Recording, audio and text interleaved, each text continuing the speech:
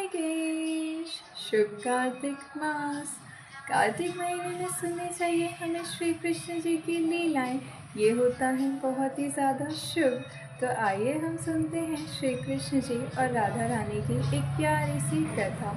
हमारे Radhe Krishna ji best friends हैं और बेस्ट फ्रेंड्स में रूठना मनाना तो चलता ही रहता है।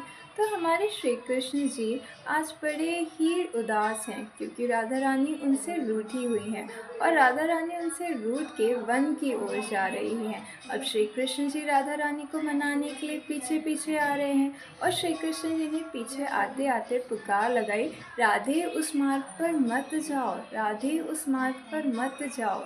लेकिन राधा रानी श्री कृष्ण से रूठी हुई है ना, और जब हम अपने दोस्तों से रूठे होते हैं तो कहाँ उनकी सुनते हैं। तो राधा रानी ने श्री कृष्ण की एक नहीं सुनी और वो उसी मार्ग पर आगे बढ़ने लगी।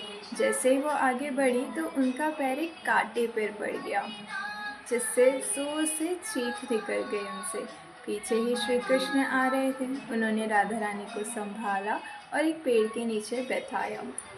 राधा रानी के चरणों से उस कांटे को निकाला और जब उस कांटे को निकाला तो खून तो राधा रानी के पैरों से बह रहा था, लेकिन उसकी पीड़ा श्री कृष्ण की आंखों से बह रही थी।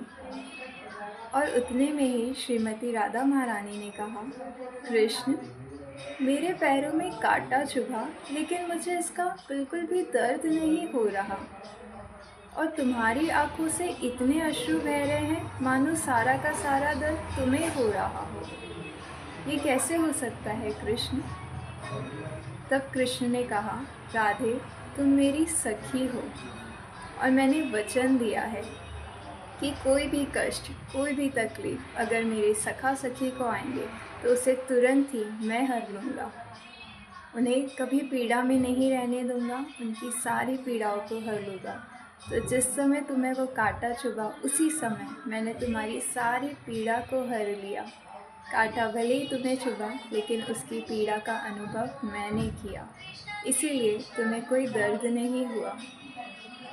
ये सुन के राधा रानी के आंखों से भी अश्रुधारा बहने लगी। ये है हमारे श्री कृष्ण, भक्त वत्सल भगवान।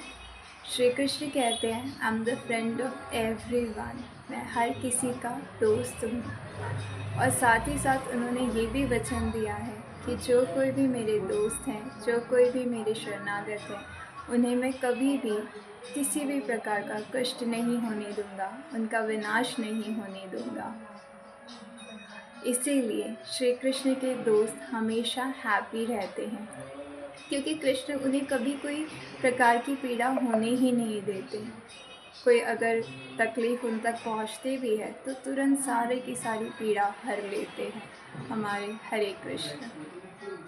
सो इसीलिए हमेशा हमें श्री कृष्ण से दोस्ती बनाए रखनी चाहिए और अपने जीवन में हमेशा श्री कृष्ण से हम कैसे कनेक्टेड रह सके इसकी कोशिश करते रहना चाहिए, क्योंकि श्री कृष्ण से ज़्यादा परम हितैषी हमारा कोई नहीं है। श्री कृष्ण जी ही है जो वास्तव में हमारे बेस्टेस्ट फ्रेंड है। सो हमेशा श्री कृष्ण जी और अपनी दोस्ती को याद रखिए, और जिस तरीके से आप दोस्तों को समय देते हैं वैसा ही समय अपने श्री कृष्ण को दीजिए। उनसे बातें कीजिए, उनसे सलाह लीजिए, उन्हें गिफ्ट्स दीजिए, उनकी तारीफ़ कीजिए। इससे श्री कृष्ण और आपकी दोस्ती और भी गहरी होती जाएगी। मे श्री राधे कृष्ण ब्लेस एवरीवन। हरे कृष्ण, राधे कृष्ण।